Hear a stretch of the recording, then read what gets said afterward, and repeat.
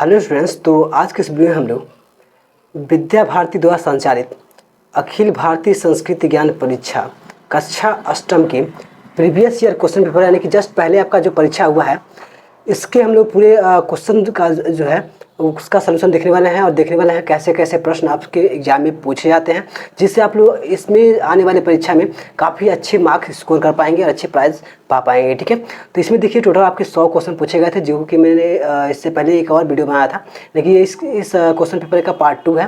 Part 1 में हम लोगों ने 1 से 25 क्वेश्चन कवर कर लिया है और उसमें मैंने ये भी बताया था कि आपका किस तरीके से क्वेश्चन पेपर आता है, उसमें किस तरीके से आपको आंसर देना होता है और 1 से 25 तक के क्वेश्चन के पूरे आंसर को भी हम लोगों ने देखा था। तो ये पार्ट 2 है आपका। पार्ट 2 में हम लोग क्वेश्चन नंबर 26 से यानी कि 26 से लेकर 50 तक के क्वेश्चन इसमें कवर करेंगे। आगे आपके धीरे धीरे करके हम लोगों ने पूरे 100 क्वेश्चन हम लोग कवर करेंगे। तो चलिए आपके इसका पहला पार्ट जो 1 है उसको देखना चाहते हैं तो वीडियो के डिस्क्रिप्शन बॉक्स में लिंक मिल जाएगा, जाके वहाँ से उस वीडियो को देख सकते हैं। ठीक है, चलिए हम 26 यानी कि 26 नंबर प्रश्न पे चलते हैं और वहाँ से इसके सारे सोल्यूशन देखते हैं इस वीडियो में। तो हमारा 26 नंबर जो प्रश्न है यहाँ पे, यहाँ से हम लोग स्टार्ट करते हैं, देखते हैं इसमें क्या क्या हमसे पूछे गए हैं क्वेश्चन। ठीक है, तो प्रश्न नंबर 26 में कहा गया है यहाँ पे कि कहा है कि ग्रीक सम्राट सिकंदर भारत को लूटने कब आया। ठीक है, तो ये जो ग्रीक सम्राट सिकंदर था वो भारत को लूटने कब आया था ये आपको बताना है। तो प्रश्न नंबर 26 का जो सही आंसर आपका हो जाएगा वो आपका हो जाएगा इसमें ये वाला जो है ईसा पूर्व 326 यानी कि जो ईसा मसीह थे उनके जन्म के 326 साल पहले आया था। ठीक है, आप याद रखेंगे इस तरीके से ईसा पूर्व 326 आपका इसका बिल्कुल करेक्ट आंसर, बिल्कुल सही आंसर हो जाएगा। ठीक है, आगे बढ़ जाते हैं। आगे जो हमारे पास नेक्स्ट क्वेश्चन है इसमें 27 नंबर प्रश्न, इसको देख लेते हैं हम। थोड़ा सा इसको जूम करना पड़ेगा, थोड़ा सा छोटा कर लेते हैं। तो इसमें देखेंगे अगर तो इसमें पूछा गया 27 नंबर प्रश्न में कि भारतीय सेना ने पुर्तगाल से गोवा कब मुक्त कराया। ठीक है, यानी कि जब गोवा कब्जे में था, ठीक है, तो उस समय भारतीय सेना ने कब उसको आज़ाद कराया था पुर्तगालों से। ठीक है, तो ये बताना है। तो इसका जो 27 नंबर प्रश्न 27 नंबर जो प्रश्न है उसका क्या आंसर हो जाएगा, तो आपका 1961 में आपका था। ठीक है, 1961 जो आपका है 19 दिसंबर वाला। ठीक है, 19 दिसंबर 1961 में कराया था। ठीक है, ये बिल्कुल करेक्ट आंसर हो जाएगा ये वाला। ठीक है, 19 दिसंबर 1961 इस क्वेश्चन का बिल्कुल करेक्ट आंसर होगा। आप लोग भी इस जो क्वेश्चन बुक आपको मिला है इसमें आप लोग सारे आंसर को इसको मिलाते रहिएगा, इसमें आप लोग चेक करते रहिएगा। एक आप लोग क्वेश्चन ढूंढने जाएंगे तो इससे आप लोग 2-4 क्वेश्चन का आंसर आपको याद हो जाएगा, जिससे काफ़ी अच्छा आपका तैयारी हो जाएगा। ठीक है, तो चलिए आगे बढ़ते हैं। आगे हमारा प्रश्न नंबर 28 जो है उसमें कहा गया है कि मुख्य उपनिषदों की संख्या बताओ। ठीक है, तो जो उपनिषद हैं वो कितने हैं मुख्य, उनको बताना आपको। इसका जो सही आंसर इस ऑप्शन के अकॉर्डिंग हो जाएगा वो 12 है, लेकिन आप लोग याद रखिए कि जो उपनिषद हैं अभी एक इसमें बढ़ गया है, तो इसमें +1 भी कर लीजिएगा, यानी कि 13 टोटल। अब जब आएगा तो अगर ऑप्शन में 13 दिया है तो 13 सही आंसर हो जाएगा, 12 नहीं होगा। ठीक है, लेकिन इस ऑप्शन में 12 ही सबसे ज़्यादा दिया है तो 12 सही आंसर होगा, क्योंकि पहले 12 थे अब 13 हो गए हैं। ठीक है, तो इस तरीके से याद रखेंगे आप लोग। ठीक है, आगे बढ़ जाते हैं। आगे जो हमारे पास है प्रश्न नंबर 29 देख लेते हैं। 29 में कहा गया कि अवेस्ता, ठीक है, किस धर्म का पवित्र ग्रंथ है। ठीक है, तो ये आप लोग याद रखेंगे, इसका ये भी बहुत अच्छा प्रश्न है। इसमें जो हो जाएगा वो आपका ऑप्शन नंबर ए जो है वो बिल्कुल जैन धर्म जो है, मतलब वो बिल्कुल सही हो जाएगा। प्रश्न नंबर 29 का ए ऑप्शन जैन धर्म। ठीक है, अवेस्ता, ठीक है, इस तरीके से इसका बिल्कुल सही आंसर हो जाएगा। ठीक है, तो आपके लिए काफ़ी अच्छे से सारे क्वेश्चन को तैयार किया गया है। सारे आपके क्वेश्चन पेपर से PDF में से सारे टाइपिंग किया गया है क्वेश्चन को, तो काफ़ी ज़्यादा हार्ड वर्क किया गया है। तो अगर अभी तक वीडियो को लाइक नहीं किए हैं तो वीडियो को लाइक करके चैनल को सब्सक्राइब कर लीजिए अभी से, और बताइए कि क्वेश्चन का जो आपका पैटर्न है और ये वीडियो है जो है वो कैसा आपको लग रहा है, कमेंट बॉक्स में जरूर से कमेंट करते चलिएगा। ठीक है, आगे बढ़ जाते हैं। प्रश्न नंबर हम लोगों ने 29 देख लिया है, अब देख लेते हैं प्रश्न नंबर 30 में क्या हमसे पूछा गया है। ठीक है, तो 30 जो है कहा गया प्रश्न नंबर 30 में, मैं ज्योतियों में किरणों वाला हूँ। अच्छा, ये बात कहा गया क्या, मैं ज्योतियों में किरणों वाला हूँ, बताओ मैं कौन हूँ, ऐसा क्वेश्चन है। ठीक है, तो इसमें कौन सा हो जाएगा, इसका जो सही आंसर हो जाएगा प्रश्न नंबर 30 का मैं एक बार देख लेता हूँ, तो इसमें सूर्य हो जाएगा। ठीक है, आप याद रखेंगे सूर्य जो है वो बिल्कुल करेक्ट आंसर हो जाएगा। मैं ज्योतियों में किरणों वाला हूँ, यानी कि सही बात है, इनमें काफ़ी किरण होता है। तो इस तरीके से आपका आंसर बी जो है बिल्कुल सही आंसर हो जाएगा। आगे बढ़ जाते हैं। यहाँ पे प्रश्न नंबर 31 कहा गया था कैलाश मंदिर का निर्माण किसने करवाया था। ठीक है, तो जो कैलाश मंदिर है इसका निर्माण किसने करवाया था, तो इसमें जो हो जाएगा आपका 31 का 31 का जो आपका राष्ट्रकूट राजा थे वो बिल्कुल करेक्ट आंसर आएगा। यहाँ पे राष्ट्रकूट राजा कृष्ण, ठीक है, ये बिल्कुल करेक्ट आंसर आपका हो जाएगा। इस ऑप्शन को आप लोग याद रखेंगे, इस क्वेश्चन को भी याद कर रखेंगे, ठीक है। यहाँ देख लेते हैं प्रश्न नंबर 32 जो है कहा गया बद्रीनाथ में शिक्षा केंद्र किसने स्थापित किया था, ठीक है। तो ये क्वेश्चन मुझे भी कंफ्यूजिंग में है। इसका आंसर आप लोग इस बुक में अच्छे से, इस जो ये बुक आपको मिला है बोधमाला 8 का, ठीक है, तो इसमें आप लोग अच्छे से आप लोग देख लेंगे कि इसका आंसर क्या बन रहा है। वैसे मैं थोड़ा आपको हिंट दे रहा हूँ। इसमें जो है आपका बद्रीनाथ जो है, बद्रीनाथ में आप लोग देखेंगे अगर, तो इसमें ये क्या था मेरे पास 31, तो इसमें देखिए जो आपका बद्रीनाथ है वो आदि शंकराचार्य जो है वो 9वीं सदी में इसको एक तीर्थ स्थल के रूप में स्थापना किए थे। बद्रीनाथ जो आपका एक कह सकते हैं नगर है, इसको उन्होंने एक तीर्थ स्थल के रूप में 9वीं शताब्दी में इसकी स्थापना किए थे।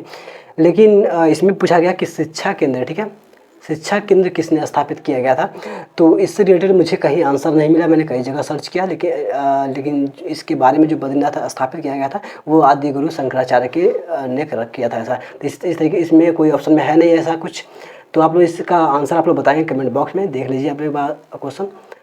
प्रश्न नंबर 32 देखते हैं कौन है जो इसका आंसर सही तरीके से दे पाता है, ठीक है। प्रश्न नंबर 32 का आगे बढ़ जाते हैं। 33 में देखिए क्या पूछा गया है। 33 में कहा गया है कि वे भारतीय विभूति, ठीक है, कौन थे जिन्होंने परख नली में कृत्रिम विधि से बीज निर्माण की तकनीकी का शोधन किया, ठीक है। तो जो सीड्स होते हैं जिससे कोई एक पौधा अंकुरित होता है, तो उसमें बताना है कि मतलब कौन से ऐसे वैज्ञानिक थे जिन्होंने परख नली जिसमें हम लोग का कुछ किसी भी चीज़ का इन्वेंशन या डिस्कवरी करते हैं, तो उसमें क्या किया था उन्होंने, एक कह सकते हैं तकनीक के द्वारा मतलब बीजों को निर्माण उसमें करने के लिए, शोधन करने के लिए तैयार किया था। तो वो कौन थे ऐसा, ठीक है। तो इसमें जो सही आंसर हो जाएगा उसका आपका हो जाएगा यहाँ पे प्रश्न नंबर 33 का जो सही आंसर है वो हो जाएगा डॉक्टर नार्लिकर जो है, नार्लिकर आंसर एक बार इनका देख लेते हैं, यही है, ठीक है, नार्लिकर। इस तरीके से थोड़ा सा नाम में दिक्कत है। तो यहाँ पर देख लीजिए इसका जो ऑप्शन नंबर ए जो है 33 का डॉक्टर नार्लिकर, ये बिल्कुल सही आंसर हो जाएगा। इसके लिए आप याद रखेंगे। आगे बढ़ते हैं। प्रश्न नंबर 34 जो दिया गया, कहा गया कि मानव कल्याण के लिए देहदान, ठीक, करने वाले महर्षि कौन थे, ऐसा बताना आपको, ठीक है। देहदान मतलब शरीर का जो दान करने वाले ऐसे कौन से महर्षि थे, ठीक है। तो देखते हैं प्रश्न नंबर 34 का जो सही आंसर हो जाएगा वो हो जाएगा यहाँ पे दधीची, ठीक है। दधीची जो महर्षि थे उन्होंने मानव कल्याण के लिए अपने शरीर का दान कर दिए थे, ठीक है। इनके बारे में जब आप लोग बुक पढ़ेंगे तो काफ़ी अच्छे से समझाया जाएगा कि कैसे इन्होंने अपने शरीर का दान मानव कल्याण के लिए किया था, ठीक है। आगे बढ़ जाते हैं। नेक्स्ट में जो 34 जो है इसमें है हम सब प्राणी किसके अंश हैं, ठीक है। तो जो हम सब प्राणी हैं वो किसके अंश है, तो इसमें जो हो जाएगा यहाँ पे माता है पिता है, तो आप लोग कहेंगे या तो माता का या तो पिता का। वैसे अगर बायोलॉजी टर्म में देखेंगे तो वो हो जाएगा क्या, पिता के अंश हैं, ठीक है, क्योंकि पिता के जो जीन है उनके उसके ऊपर डिपेंड करते हैं हम लोग, ठीक है। तो वैसे आप लोग पिता कह देंगे, कुछ लोग माता कह देंगे, लेकिन इन दोनों में नहीं होगा। हम लोग संस्कृत से रिलेटेड संबंधित प्रश्न पूछ रहे हैं। तो यहाँ पे हो जाएगा कि आपका यहाँ पे परमात्मा हो जाएगा, ठीक है। परमात्मा इसका बिल्कुल सही आंसर हो जाएगा। हम सब प्राणी परमात्मा के अंश है, इस तरीके से आप लोग याद रखेंगे, ठीक है। आगे बढ़ जाता है। आगे जो हमारे पास है प्रश्न नंबर 36 देख लेते हैं। प्रश्न नंबर 36 में कहा गया है कि अपना अंगूठा काटकर गुरुदक्षिणा देने वाला शिष्य मतलब कौन था, ठीक है। तो इनके बारे में आपको हर रोज़ पढ़ाया जाता होगा, मतलब हर बार आपको इनके बारे में एक उदाहरण देके आपको समझाया जाता होगा। तो ये कौन थे, तो इसमें सही आंसर हो जाएगा आपका जो डी ऑप्शन है, एकलव्य, ठीक है। ये बिल्कुल सही आंसर इनके लिए हो जाएगा, ठीक है। आगे बढ़ जाते हैं। प्रश्न नंबर 37 जो है इसको देख लेते हैं। प्रश्न नंबर 37 में क्या कहा गया है कि वह कौन थी जिसने बाल्यावस्था में दोनों हाथों से खड़क चलाना सीख लिया था, ठीक है। ये काफ़ी अच्छा आंसर है, ठीक है। तो जो इसका जो सही आंसर हो जाएगा वो है आपके दुर्गावती, ठीक है। जो आपका सी हो रहा है बिल्कुल सही आंसर हो जाएगा। इसमें एक और ऑप्शन आपको दिख रहा है मनु भी थी, जो इन्होंने ये भी थी, ये भी बचपन में क्या करती थी, जो खड़े मतलब यही तलवार और भाला वगैरह जो है इनसे ये खेला करती थी, ठीक है। तो मनु अगर आपसे पूछा जाएगा कि कौन थी ऐसी जो बचपन में ही तलवार भाला ऐसी चीज़ें घुड़सवारी वगैरह में ऐसे खेला करती थी, तो वो आपका मनु हो जाएगा। लेकिन कौन सी ऐसी मतलब यहाँ लिखा है कौन थी जो जिन्होंने बाल्यावस्था में दोनों हाथों से खड़ग चलाना सीख लिया था। मतलब खेलना अलग बात हो गई, अभी उसमें खेल रहा है एक लड़का, छोटा बच्चा जो होता है वो क्या करता है, किसी भी कह सकते हैं खिलौने से खेलता है, जबकि उसको निपुण हो जाना उससे चलाने में, जैसे अगर तलवार है तो उसको मतलब उसको चलाना अच्छे से, लाठी वार करना, इस तरीके जो सीख लेगा तो उसके बारे में यहाँ पे पूछा गया है, जो सीख लिया था बाल्यावस्था में ही, ठीक है। तो वो हो जाएंगी दुर्गावती। इस तरीके से आपका आंसर है, ठीक है। चलिए आगे बढ़ जाते हैं। नेक्स्ट जो है हमारे पास है 38 जो है 38 नंबर प्रश्न दिया गया है कि बहनें भाइयों को राखी कब बांधती हैं। जो सारी बहनें हैं वो अपने भाई को राखी कब बांधती हैं। तो इसमें है शिवरात्रि को, भैया दूज को, रक्षाबंधन को या दशहरा को। तो बिल्कुल आसान है, ठीक है। इसका जो सही हो जाएगा वो क्या है, रक्षाबंधन को, ठीक है। आंसर आप लोग याद रखेंगे। आगे बढ़ जाते हैं। इसमें दिया है प्रश्न नंबर 39 दिया है, जो 39 नंबर प्रश्न है कि बाइबिल, ठीक है, बाइबल इसमें लिखा है ग्रंथ का संबंध किस महापुरुष से है, ठीक है। महापुरुष से आपसे पूछा गया है, ठीक है। तो वैसे इसमें देख लेंगे आप लोग, अगर देखेंगे तो सीधा सीधा है ईसा मसीह से, ठीक है। और बाइबल किस धर्म से है, तो ईसाई धर्म से। आप याद रखेंगे ईसाई धर्म से संबंधित क्या है, बाइबल ग्रंथ है। जो ईसाई धर्म का कह सकते हैं उसको क्या कहा जाता है, महान ग्रंथ है, वो कौन सा है, तो बाइबल है, ठीक है।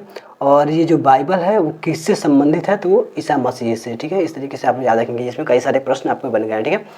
आगे बढ़ जाते हैं। प्रश्न नंबर 40 देख लेते हैं।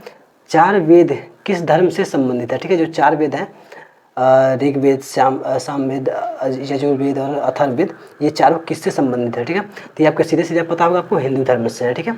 आगे बढ़ जाते हैं। नेक्स्ट जो प्रश्न हमारे पास है, ओके, आगे जो हमारे पास है 41 41 नंबर प्रश्न हम लोग यहीं पे देख लेते हैं। 41 में कहा गया कि विनय न मानत, ठीक है, जलधि जड़ गए 3 दिन बीत, ठीक है। यानी कि यहाँ पे कहा गया कि विनय न मानत जलधि जड़ गए 3 दिन बीत, ठीक है। तो यह किसका कथन है, ये बताना आपका। जो ये कथन है वो किसका है, भगवान शंकर का, भगवान राम का, भगवान गणेश का या भगवान कृष्ण का, ठीक है। इन तीनों में से किसका ये कथन है। तो आप लोग याद रखेंगे ये जो है वो बी वाला जो है भगवान राम का है कथन, ठीक है। अब इसके हिसाब से देखेंगे अगर, तो ये आपको सीधे सीधे पता चल रहा होगा कि ये कथन कब भगवान राम ने कहा था, ठीक है। तो यहाँ पे कहा गया विनय न मानत जलधि जड़ गए 3 दिन बीते, यानी कि सीधे सीधे आपको पता चल रहा है कि कहीं भगवान राम जो है वो विनती कर रहे हैं, ठीक है। 3 दिन इनको बीत गई है विनती कर रहे थे, लेकिन उनकी जो विनय है उसको स्वीकार नहीं किया गया है। तो ये कहाँ पे हुई, ये घटना घटी थी, तो आपको याद होना चाहिए कि ये घटना हुआ था जब राम जी से लंका जाने वाले थे। तो ये समुद्र था, इसके ऊपर मतलब पहले समुद्र के ऊपर जो सेतु बंधा है, राम सेतु जिसे हम लोग कहते हैं, तो राम सेतु को बनाने से पहले इन्होंने समुद्र देव से प्रार्थना किया था। 3 दिनों तक यहाँ पे प्रार्थना किया था और सोचा था कि मतलब प्रार्थना विनती करने से वो खुद क्या करेंगे, प्रकट होंगे और उन्हें कुछ सलूशन देंगे कि मतलब रास्ता कैसे हम लोग बनाएं, या मतलब पानी को अगर कम हो जाए तो उसी के अंदर से सेना को लेकर श्रीलंका तक पहुंच जाए, ठीक है। लेकिन 3 दिन तक इन्होंने प्रार्थना किया निर्जल, फिर भी वो जो जल देव थे वो नहीं माने थे। तो कुछ इस तरीके से वहाँ पे इन्होंने ये कथन कहा था, ठीक है। इस तरीके से इसके विषय में आप कुछ और जानकारी है तो कमेंट बॉक्स में बता दीजिएगा। चलिए आगे बढ़ते हैं। आगे जो है देख लेते हैं। प्रश्न नंबर 41 हो गया, 42 पे देख लेते हैं। तो प्रश्न नंबर जो 42 है इसमें क्या आपसे कहा गया है, तो प्रश्न नंबर 42 में कहा गया है कि मनु द्वारा धर्म के कितने लक्षण बताए गए हैं, ठीक है। जो मनु थी वो कितने लक्षण बताया गया उनके द्वारा, ठीक है। तो 42 का जो सही आंसर हो जाएगा वो 10 जो है यहाँ पे देंगे, सी जो है वो बिल्कुल सही आंसर हो जाएगा, आप याद रखेंगे। आगे बढ़ जाते हैं। प्रश्न नंबर 43 जो है 43 में प्रश्न में कहा है किसने कहा है मैं एकादश रुद्रों में शंकर हूँ, ठीक है। मतलब एकादश 10 में से एक, ठीक है। रुद्रों में क्या है, क्या हूँ, शंकर हूँ, ऐसा आपसे पूछा गया है, ठीक है। तो ये जो है कथन ये आपका श्री कृष्ण जी का है, ठीक है। याद रखेंगे आप लोग श्री कृष्ण जी का, ठीक है। 43 का देख लेते हैं एक बार, ठीक है। इस क्वेश्चन को आप लोग भी अपने बुक में सर्च कर लीजिएगा, ठीक है। और आप लोग कमेंट बॉक्स में बताइएगा कि क्या ये आंसर बिल्कुल सही है कि नहीं है, ठीक है। आगे बढ़ जाते हैं। नेक्स्ट जो हमारे पास है 43 हो गया, 44 देख लेते हैं। 44 नंबर प्रश्न में क्या कहा गया। 44 में कहा गया कि तिनका कबहू न निधि, ठीक है। इस तरीके से जो पायांतर हुए, जिसके इसके रचयिता कौन है। तो एकदम बिल्कुल आसान है ये, यहाँ पर, ठीक है। तिनका कबहू न निधि जो पायांतर हुए, ठीक है। इसकी रचना कौन है। तो 44 का जो सही आंसर हो जाएगा वो है आपकी इसमें से कबीरदास, ठीक है। याद रखेंगे 44 का जो ए ऑप्शन है वो बिल्कुल सही आंसर हो जाएगा, ठीक है। आगे बढ़ जाते हैं। 45 जो है कहा गया है कि सिद्धियाँ कितनी बताई गई हैं, ठीक है। जो सिद्धियाँ वो कितनी है। तो 45 का जो सही आंसर हो जाएगा वो आपका है डी, 8। जो 8 सिद्धियाँ बताई गई हैं, ठीक है। याद रखेंगे 8 टोटल सिद्धियाँ बताई गई हैं, ठीक है। आगे बढ़ जाते हैं। प्रश्न नंबर 46 जो है उसमें क्या कहा गया है कि उपनयन, ठीक है। उपनयन कौन से क्रम का संस्कार है, ठीक है। उपनयन जो है वो किस यहाँ पे कौन से क्रम का संस्कार है। तो आप लोग याद रखेंगे इसका जो हो जाएगा सही आंसर वो है हमारे पास 46 का जो सही आंसर हो जाएगा वो है आपका 10वां, ठीक है। सी वाला बिल्कुल सही आंसर होगा, सी आप लोग याद रखेंगे 10वां, ठीक है। आगे बढ़ जाते हैं। आगे जो हमारे पास है 46 हो गया। 47 को देख लेते हैं। 47 में जो कहा गया है, प्रश्न 47 में कि दो व्यक्तियों के वार्तालाप के बीच क्या नहीं करना चाहिए। तो ये तो बिल्कुल आसान, बहुत ही सिंपल चीज़ें पूछी गई आपसे। तो इसमें क्या हो जाएगा, बोलना नहीं चाहिए या बैठना चाहिए, चलना नहीं चाहिए, रुकना चाहिए। तो सीधे सीधे है बोलना नहीं चाहिए। दो अगर व्यक्ति बात कर रहे हैं आपस में तो उनके बीच में बोलना नहीं चाहिए, ठीक है। तो 47 का ए जो है वो बिल्कुल सही आंसर हो जाएगा, ठीक है। आगे बढ़ जाते हैं। प्रश्न नंबर 48, इब्राहिम लोनी, यहाँ पे लोदी होना चाहिए, ठीक है। इब्राहिम लोदी है, ठीक है। को किसने परास्त किया था, ठीक है। तो इब्राहिम लोदी था, वो किसके द्वारा हार गया था वो। तो इसमें जो हो जाएगा आपका 48 का वो है आपका सी वाला, ठीक है, बाबर से, ठीक है। जो इब्राहिम लोदी था वो बाबर से हार गया था, आप लोग याद रखेंगे। आगे बढ़ जाते हैं। आगे जो है हमारे पास है 49 नंबर प्रश्न, ठीक है। तो 49 में देख लेते हैं। 49 में कहा गया है कि अलाउद्दीन ने 1301, ठीक है, 1301 ईस्वी में किस तुर्क पर आक्रमण किया, ठीक है। तो किस तुर्क पे आक्रमण किया था अलाउद्दीन खिलजी जो था वो किस पे आक्रमण कब किया था, ठीक है, किस पे। तो 49 में जो है आपका है वो आपका हो जाएगा यहाँ पे बी जो है, यानी कि एक मिनट क्या लिखा गया इसमें, रणगंभीर, ठीक है, यानी कि 49, ठीक है, सही है। तो रणगंभीर जो है बी वाला वो बिल्कुल सही आंसर हो जाएगा। अलाउद्दीन खिलजी ने 1301 में रणसंगम तुर्क पे आक्रमण किया था। इस तरीके से आप याद रखेंगे। अब लास्ट जो क्वेश्चन काफ़ी अच्छा प्रश्न है, इसमें कहा गया प्रश्न 50 कहा गया भारतीय राष्ट्रीय कांग्रेस की स्थापना कब हुई थी, ठीक है। तो ये काफ़ी अच्छा है। अब इसमें देखिए हो जाएगा क्या, 1885 में हुआ था भारतीय राष्ट्रीय कांग्रेस की स्थापना। इसके बारे में और आप याद रख सकते हैं कि 28 दिसंबर 1885 को इसका स्थापना हुआ था भारतीय राष्ट्रीय कांग्रेस। अब पूछ सकता है आपसे कि कहाँ हुआ था, ठीक है। तो कहाँ बताएंगे आप लोग, मुंबई में हुआ था, ठीक है। भारतीय राष्ट्रीय कांग्रेस की स्थापना कह सकते हैं आप लोग 28 दिसंबर 1885 को मुंबई में इसकी स्थापना हुई थी, ठीक है। तो इस तरीके से हम लोगों ने आज 50 क्वेश्चन कवर कर लिया है, मतलब 2 वीडियो मिला के। और ज़्यादा मैं एक वीडियो में कवर नहीं, ज़्यादा क्वेश्चन करा रहा हूँ क्योंकि वीडियो काफ़ी लॉन्ग भी हो जाएगा। और यहाँ पे काफ़ी अभी गर्मी का मौसम है तो काफ़ी गर्मी भी हो रही है। फ़ैन मैं चला नहीं रहा हूँ क्योंकि आपके जो आपके इस वीडियो में नॉइज़ काफ़ी ज़्यादा आ जाएंगे बैकग्राउंड वाले, ठीक है। तो इसकी वजह से आपको वीडियो अच्छा भी नहीं लगेगा, ठीक है। तो काफ़ी मेहनत कर रहे हैं हम, गर्मी से काफ़ी ज़्यादा जूझ रहे हैं, ठीक है। तो चलिए फिर हम लोग इसके आगे के जो नेक्स्ट क्वेश्चन है 51 से लेके 100 वाले वो अगले वीडियो में हम लोग कवर करेंगे। वीडियो के डिस्क्रिप्शन में लिंक मिल जाएगा आपको सारे वीडियोज़ का, जाके एक करके सारे क्वेश्चन को देख सकते हैं। और इस वीडियो में कमेंट भी कर दीजिएगा आप लोग को ये वीडियो कैसा लगा, आगे आपको किस टॉपिक पे वीडियो चाहिए। और अभी तक वीडियो को लाइक नहीं किया तो वीडियो को लाइक करके चैनल को सब्सक्राइब कर लीजिए। और आप इस हमारे सपोर्ट के लिए हमारे इस वीडियो को अपने फ्रेंड्स में जरूर शेयर कर दीजिएगा। तो चलिए, thanks for watching my video till last. जय हिंद।